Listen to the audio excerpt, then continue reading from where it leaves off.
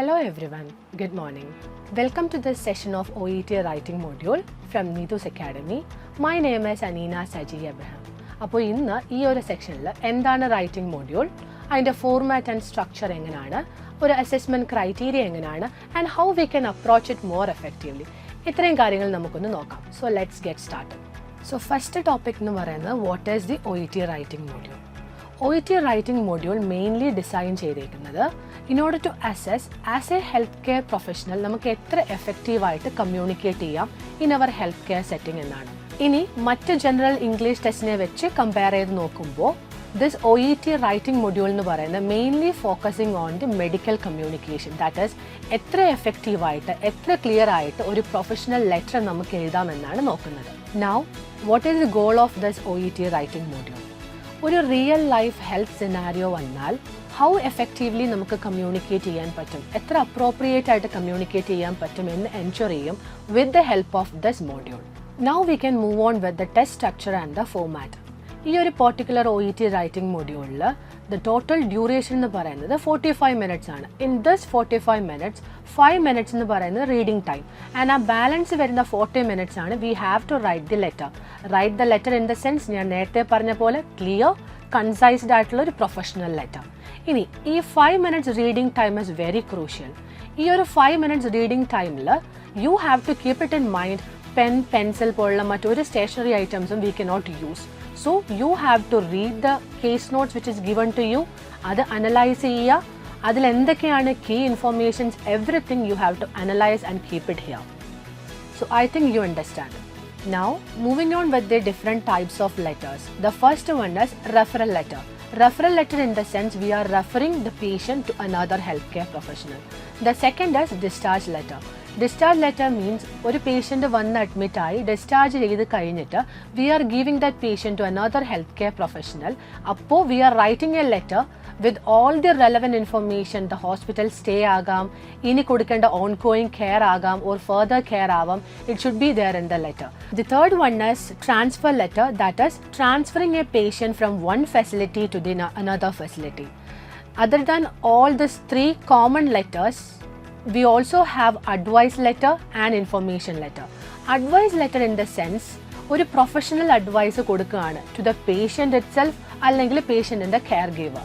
And information letter in the sense we have to give a specific information to another healthcare professional regarding a particular patient. That's it. So I think you understand what are the different types of letters seen in this particular module. I'll give you an example in order to easily identify the types of letters. The example will be like, using the information from the case note, write a referral letter to a physiotherapist for a patient with a sprained ankle. You have to give or outline what is the injury happened to the patient, the treatment given, and you have to ensure why further physiotherapy is needed. ഈ ഒരു എക്സാമ്പിളിൽ you can easily identify ഇത് ഏത് type of letter ആണ്. ഏത് type of letter ആണ്? It's an referral letter. Moving on with the next topic, understanding the writing task. Here you can see a case note now. ഈ case note ന്റെ ഏറ്റവും ലാസ്റ്റിലായിട്ട് we can see the writing task. When you are given the 5 minutes reading time, നിങ്ങൾ ആദ്യം read ചെയ്യേണ്ടത് ഈ writing task ആണ്. ഈ writing task read ചെയ്തതിന് ശേഷം മാത്രമേ you have to go through the case note and analyse them. ഇനി ഈ റൈറ്റിംഗ് ടാസ്ക് റീഡ് ചെയ്യുമ്പോൾ what all information you will get?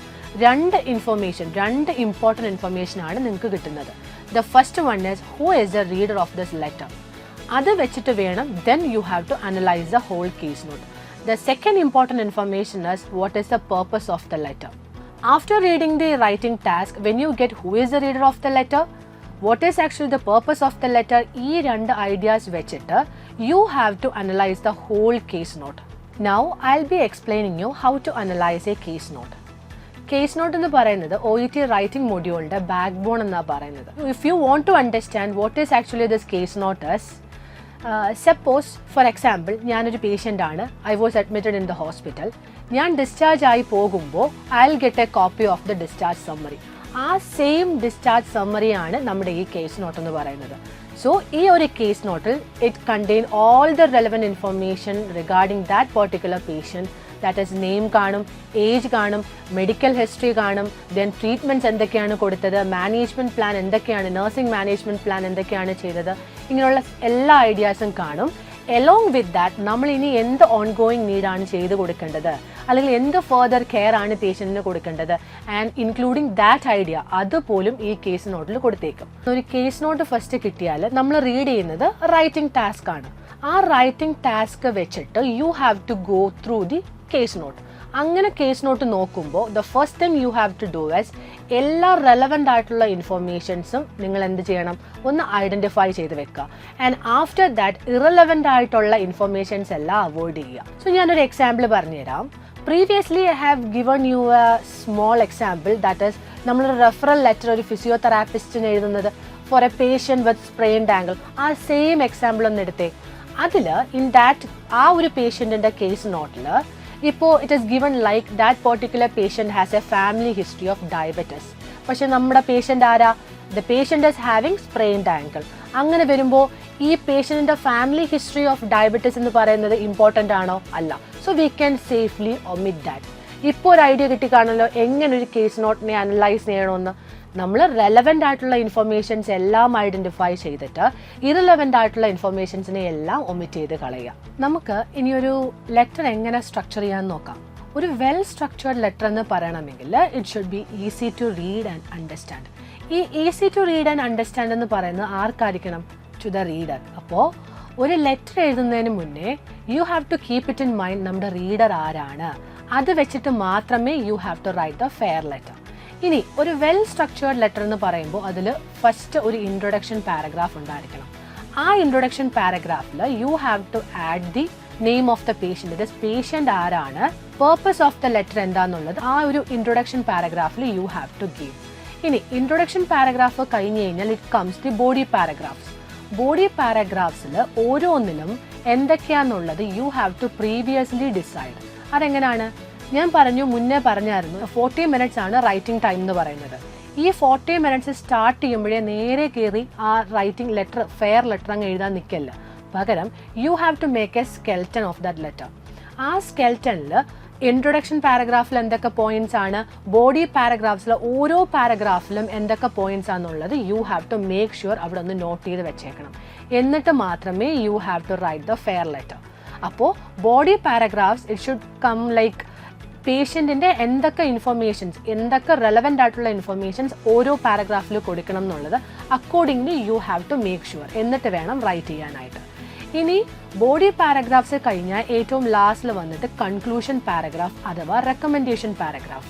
Recommendation paragraph in the sense നമ്മുടെ റീഡറിന് പേഷ്യൻറ്റിന് എന്ത് റെക്കമെൻഡേഷൻ ഓർ എന്ത് കെയർ അല്ലെങ്കിൽ എന്ത് ഫർദർ കാര്യമാണ് കൊടുക്കേണ്ടത് എന്നുള്ളൊരു ഐഡിയ വേണം in that conclusion paragraph you have to write. ഇപ്പോൾ എങ്ങനെയാണ് ഒരു ലെറ്റർ സ്ട്രക്ചർ ചെയ്യുന്നതെന്ന് മനസ്സിലായല്ലോ. ഇനി ടിൽ നൗ നമ്മൾ നോക്കി എന്താണ് റൈറ്റിംഗ് മോഡ്യൂൾ, എന്താണ് ഇതിൻ്റെ സ്ട്രക്ചർ, എങ്ങനെയാണ് ഒരു കേസ് നോട്ട് കിട്ടിയാൽ എങ്ങനെ അനലൈസ് ചെയ്യാം, ഇത്രയും കാര്യങ്ങളാണ് നമ്മളിപ്പോൾ നോക്കിയത്. നമുക്കിതിൻ്റെ അടുത്തൊരു ഇമ്പോർട്ടൻ്റ് ആയിട്ടുള്ള ടോപ്പിക്കിലോട്ട് മൂവ് ഓൺ ചെയ്യാം, that is assessment criteria. Speaking module പോലെ തന്നെ റൈറ്റിംഗ് മൊഡ്യൂളിലും അസസ്മെൻറ്റ് ക്രൈറ്റീരിയ ഇമ്പോർട്ടൻ്റ് ആണ്. നമുക്കൊരു 6 അസസ്മെൻറ്റ് ക്രൈറ്റീരിയ ആണ് ഉള്ളത്. ഈ 6 അസസ്മെൻറ്റ് ക്രൈറ്റീരിയയിൽ ദ ഫസ്റ്റ് വൺ എന്ന് പറയുന്നത് പേർപ്പസ്. പേർപ്പസിന് നമ്മൾ കൊടുക്കുന്ന സ്കോർ 0 to 3 ആയിരിക്കും. പേർപ്പസിന് മാത്രമാണ് സ്കോർ 0 to 3. പിന്നെ ബാലൻസ് ഉള്ള അസസ്മെൻറ്റ് ക്രൈറ്റീരിയക്ക് നമ്മൾ സ്കോർ കൊടുക്കുന്നത് 0 to 7 അപ്പോൾ നമുക്ക് പേർപ്പസ് എന്താണെന്ന് നോക്കാം. പേർപ്പസ് എന്ന് പറഞ്ഞാൽ it should B immediately apparent and sufficiently expanded. അതായത് നമ്മൾ റീഡർ ലെറ്റർ വായിക്കുമ്പോൾ പേർപ്പസ് പാരഗ്രാഫ് അഥവാ ഇൻട്രൊഡക്ഷൻ പാരഗ്രാഫ് റീഡ് ചെയ്യുമ്പോൾ തന്നെ ഹീ ഷുഡ് ബി അപ്പോൾ തന്നെ ക്ലിയർ ആയിരിക്കണം എന്താണ് ഞാൻ ചെയ്യേണ്ടത്, ആ പെർട്ടിക്കുലർ പേഷ്യൻറ്റിന് ഞാൻ എന്താണ് ചെയ്തു കൊടുക്കേണ്ടത്. That is purpose. അതിന് 0 to 3 ആണ് മാർക്ക് ഇടുന്നത്. നെക്സ്റ്റ് സെക്കൻഡ് എന്ന് പറയുമ്പം കണ്ടന്റ്. കണ്ടന്റ് എന്ന് വെച്ചാൽ വളരെ സിമ്പിളാണ്. നമ്മൾ എല്ലാ റെലവെൻ്റ് അല്ലെങ്കിൽ കീ ഇൻഫർമേഷനെയും എടുത്തു വെച്ചേക്കുക. ദെൻ റെലവെൻ്റ് ആയിട്ടുള്ള ഇൻഫർമേഷൻസിനെ എല്ലാം we need to include in the letter. And irrelevant ആയിട്ട് വരത്തില്ലേ, ആ വരുന്ന ഇൻഫർമേഷൻസിനെ എല്ലാം യു ഹാവ് ടു എലിമിനേറ്റ്. അത്രയേ ഉള്ളൂ, സിമ്പിൾ. ഇനി the third one is conciseness and clarity. Conciseness and clarity in the sense വളരെ കൺസൈസ്ഡ് ആയിട്ട് സമ്മറൈസ് ചെയ്ത്, ഇപ്പോൾ 2 ഡിഫറെൻറ്റ് ഏരിയയിൽ കിടക്കുന്ന പോയിന്റ്സ് ആണെങ്കിൽ ഇഫ് വി ക്യാൻ കൺജോയിൻ, അതിനെ കൺജോയിൻ ചെയ്ത് പ്രോപ്പറായിട്ട് സമ്മറൈസ് ചെയ്ത് വേണം ലെറ്റർ എഴുതാൻ. അത്രയേ ഉള്ളൂ കൺസൈസ്നെസ് ആൻഡ് ക്ലാരിറ്റി എന്ന് പറയുന്നത്. The fourth one is genre and style. നമ്മൾ ലെറ്റർ എഴുതുമ്പോൾ it should B clinical or factual. അതായത് ടെക്നിക്കലായിട്ടും പൊളൈറ്റ് ആയിട്ടുള്ള ലാംഗ്വേജ് യൂസ് ചെയ്തിട്ട് പ്രോപ്പർലി ഓർഗനൈസ്ഡ് ആയിട്ടുള്ള ലെറ്റർ ആയിരിക്കണം, വിച്ച് മീൻസ് ഒരു ഫോർമൽ ലെറ്റർ ആയിരിക്കണം. The fifth one is organisational Leh out. Organisational Leh out in the sense ഒരു വെൽ ഓർഗനൈസ്ഡ് ആയിട്ടുള്ള letter ആയിരിക്കണം. Well organised in the sense ഓരോ പാരഗ്രാഫിലും കറക്റ്റ് ആയിട്ടുള്ള റെലവൻ്റ് ആയിട്ടുള്ള ഇൻഫർമേഷൻ ഷുഡ് ബി ആഡഡ്. അത് മാത്രമല്ല it should be in A proper Leh out. നമ്മൾ ആ ഡേറ്റ് ടിൽ ദി എൻഡ് വരെ ഒരു പ്രോപ്പർ ലേ ഔട്ടിൽ വേണം പോകാനായിട്ട്. The last one is language. Language എന്ന് പറയുമ്പോൾ സ്പെല്ലിംഗ് മിസ്റ്റേക്സ് അവോയ്ഡ് ചെയ്യുക, പങ്ക്ച്വേഷൻ എറേഴ്സ് എല്ലാം അവോയ്ഡ് ചെയ്യുക. ആൻഡ് ഇത് കൂടാതെ നമ്മളൊരു പ്രോപ്പർലി സ്ട്രക്ചേർഡ് ആയിട്ടുള്ള സെൻറ്റൻസ് ആയിരിക്കണം വിച്ച് ഈസ് ഗ്രമാറ്റിക്കലി കറക്റ്റ്. അത്രയും മാത്രം നോക്കിയാൽ മതി ലാംഗ്വേജിൽ. അപ്പം ഇതാണ് 6 അസസ്മെൻറ്റ് ക്രൈറ്റീരിയ. ഈ 6 അസസ്മെൻറ്റ് ക്രൈറ്റീരിയ വെച്ചിട്ട് വേണം you have to write the letter. Now we can conclude this section. Before that, I'll give you some tips in order to achieve or improve your score. The first one is you have to analyze the case notes properly. നല്ല വൃത്തിയായിട്ട് analyse ചെയ്തിട്ട് വേണം you have to write your fair letter. The second is you have to use a well structured format letter. Well structured ആയിരിക്കണം നിങ്ങളുടെ letter. ഞാൻ പറഞ്ഞില്ലേ ഒരു letter എങ്ങനെ സ്ട്രക്ചർ ചെയ്യണം, അതേ ഫോർമാറ്റ് അങ്ങ് ഫോളോ ചെയ്താൽ മതി. പാരഗ്രാഫ്സ് എല്ലാം കൊടുക്കുമ്പോൾ പെർഫെക്റ്റ് ആയിരിക്കണം. The third one is case നോട്ടിൽ കിടക്കുന്ന പോയിന്റ് അതേപോലെ കോപ്പി ചെയ്യാൻ നിൽക്കരുത്. Instead you can paraphrase it. Paraphrase in the sense അതേ സെയിം മീനിങ് വരണം but different sentence which is grammatically correct ആയിരിക്കണം. അങ്ങനെ പാരാഫ്രൈസ് ചെയ്ത് വേണം you have to write the letter. The next is word limit പറയുന്നുണ്ട് 180 to 200. എന്തിനാണ് അവരൊരു word limit 180 to 200 എന്ന് പറയുന്നത്? നമ്മൾ റെലവൻ്റ് ആയിട്ടുള്ള ഇൻഫർമേഷൻസ് മാത്രമേ അതിൽ ഇൻക്ലൂഡ് ചെയ്തിട്ടുള്ളൂ.